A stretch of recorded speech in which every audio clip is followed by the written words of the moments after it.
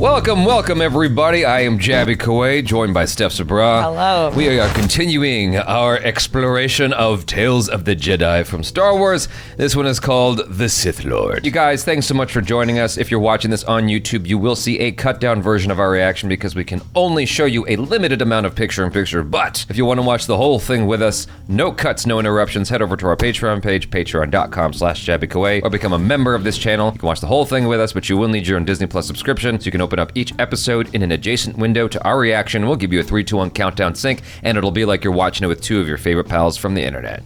Now, if you're watching this on Patreon or memberships already, thanks so much for supporting us here. If you're watching this on YouTube, please hit that subscribe button, bell icon, all notifications, and pretty please vote this up. Let YouTube know you're enjoying what you're watching. Here we go.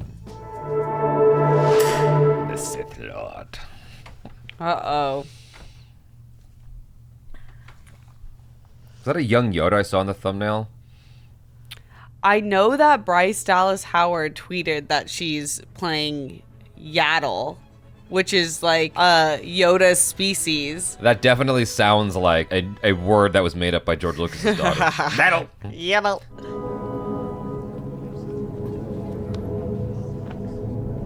This is cool. Yeah, it's like an epic library. Dang. I'm guessing those aren't just lights. It's actually a rave. This shit on Friday nights would be popping, yo. It's lit. Please enter security clearance code. Code accepted. Master Sifo-Dyas. What? Planet Camino. Camino. Location deleted. What?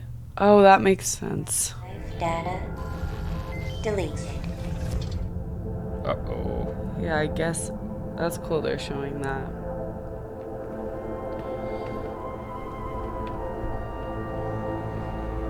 Dooku, you sketch. What's causing all the excitement, Master Jocasta? Your apprentice. Qui-Gon? Qui-Gon Jinn always had such an active imagination. As did you, Dooku.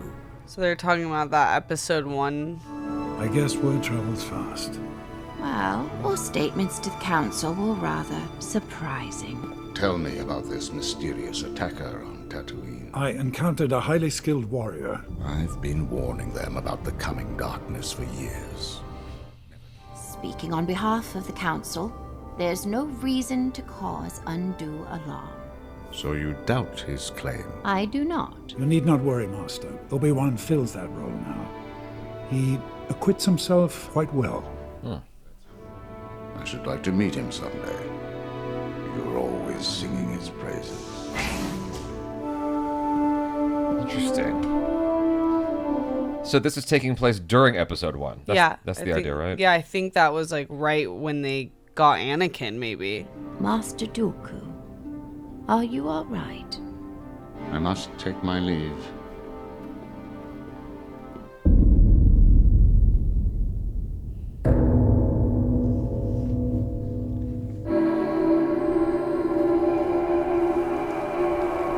It's like the trio in Rings of Power.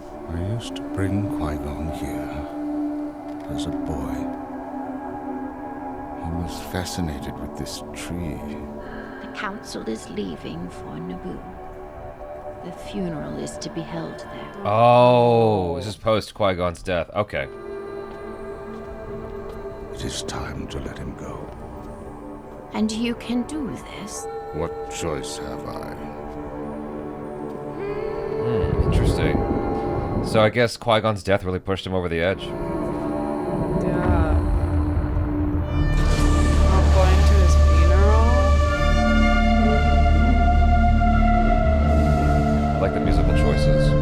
But when he deleted, when he deleted the archives, he's clearly working with, or maybe Doing something suspect. something sus. Yeah. So It's not entirely on the open up. yeah. Something's fishy. Oh, there we go. This is how she gets killed. Yeah. This looks so great. I love the animation they're using. It's definitely feels like it's borrowing like inspiration from Blade Runner. Yeah. Yeah, for sure. She's like, no, I'm not buying what you just said.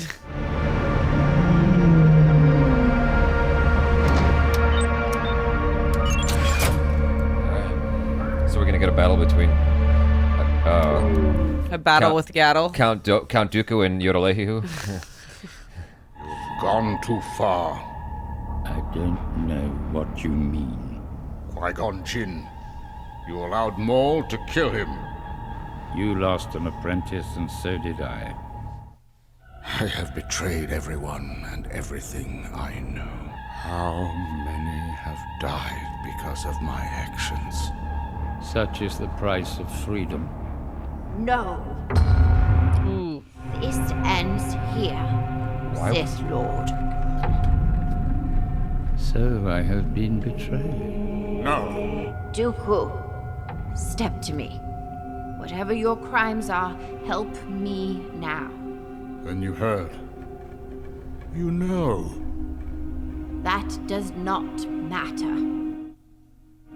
Don't believe her. Whatever lies he's told you, whatever you have done, you can make up for it now by bringing him to justice. The Jedi blindly serve a corrupt Senate that fails the Republic it represents. Kill her. Oh no. There is still a chance to make things right. I'm afraid it is too late. No.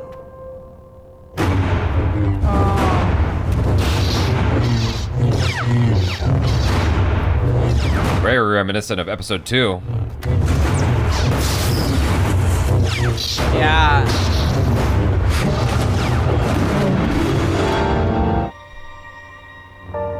Even her jumping off the ship like that was used in episode 2. You were right about so many things. Qui-Gon did not have to die.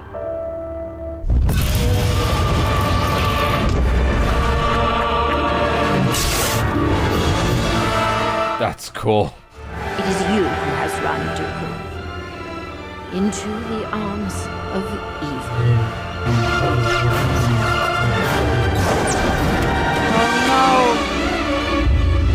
I saw that coming. Oh man. Oh man. Whoa. I was like, you're literally standing on something that's gonna get you crushed. You have done well. She should my have just apprentice. left. But she wanted to save him. Rise, my friend. Master. Oh!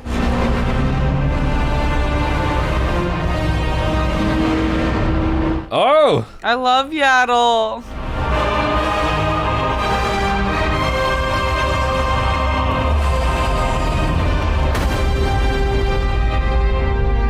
I want only to bring peace and order to the galaxy.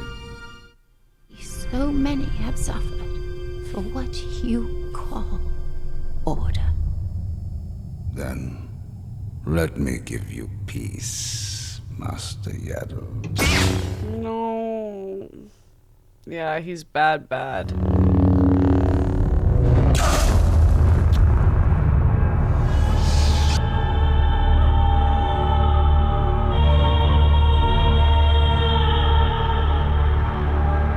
What a progression.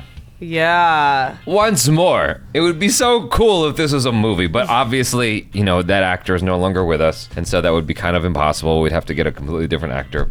But it would have been neat as a film. Like, it's just a whole side film from Star Wars, you know, of seeing what's going on. Yeah. That is like off camera, you know, that you're not paying attention to. That's actually a really, really compelling story of seeing someone's descent into darkness like that. What I'm trying to say is I believe that more than I believed Anakin's descent into the dark side. Totally know what you mean. It's like you can't help but to see the parallels, especially because I'm sure Palpatine has similar methods for everyone he is turning, but it's hard when you're watching it. You get what they were trying to do with Anakin, but at the same time you're like, it wasn't enough for him to to go fully rogue like that visually, what we saw. And this is like, we've been able to see now the slow progression of Dooku landing on planets, seeing people struggle, watching the Jedi be blindly like following the Senate and being frustrated, and you still empathize with him until the point where he murders a Jedi Master. Well, for Anakin, the one thing that we saw in, I think, episode 2 was his mom got like tortured and killed. Yeah. And that obviously like really put him over the edge quite a bit. So I get that. And also, furthermore, episodes 1, 2, and 3 fills in the blanks between in this story. You know, it helps to support. Yeah. Without that, I think these are less effective.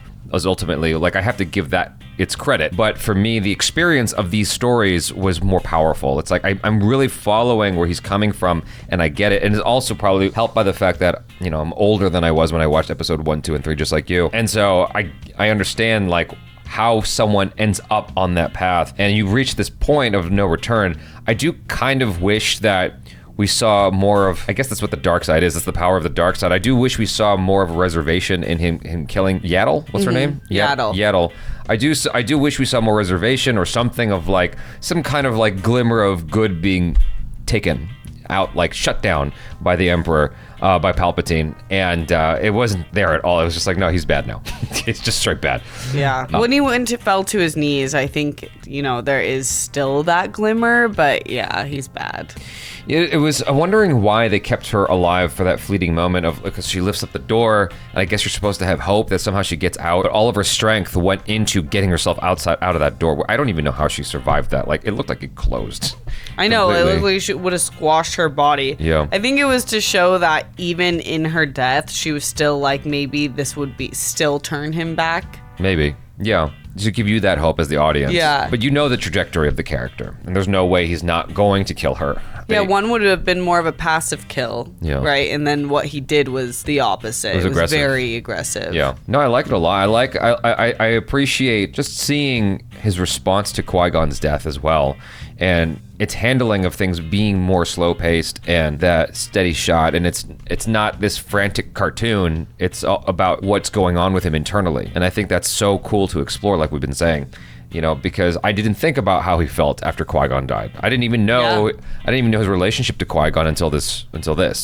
Again, I haven't watched the Clone Wars animated series. And so seeing him hanging out by that tree after Qui-Gon's death was actually quite powerful. I liked that. I thought that was neat, you know? Yeah. I thought they did a good job with the time jump, and in just like a few words of dialogue, you were able to understand where we were and then where we are now. Yeah. And then also you called to it, like the music gave me Dune vibes, which is a huge compliment because I thought Dune's music was incredible, and this music was so emotional and dramatic. Yeah, totally. But I do kind of wish we saw more warmth in that last conversation between Dooku and Qui-Gon. I recognize that might be out of character for Dooku, but it would have helped me to, even though he's the villain in this story, it would have helped me to feel something more, even more, when Qui-Gon died. Because I did feel stuff, but I'm like, it would have been even harder hitting had that last conversation he had with him been somewhat more emotional, but maybe that's saccharine. I don't know. No, I know what you, like even just like a hug when they saw each other, anything. Yeah. He clearly cared about him when he said something like they grow up so fast. Yeah. It was more like he viewed him as a child to him in that sense, but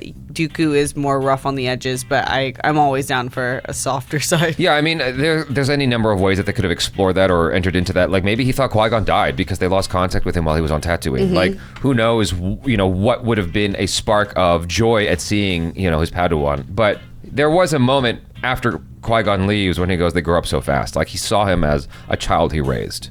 And so it's cool. Yeah. Anyways, you guys, thanks so much for hanging out. Hopefully you enjoyed this. Hit the subscribe button, please. Bell icon, all notifications. Vote this up if you're watching this on Patreon or memberships. Thanks so much for supporting us here. I'm Jabby Kuwait. This is Steph SABRAW. Peace out.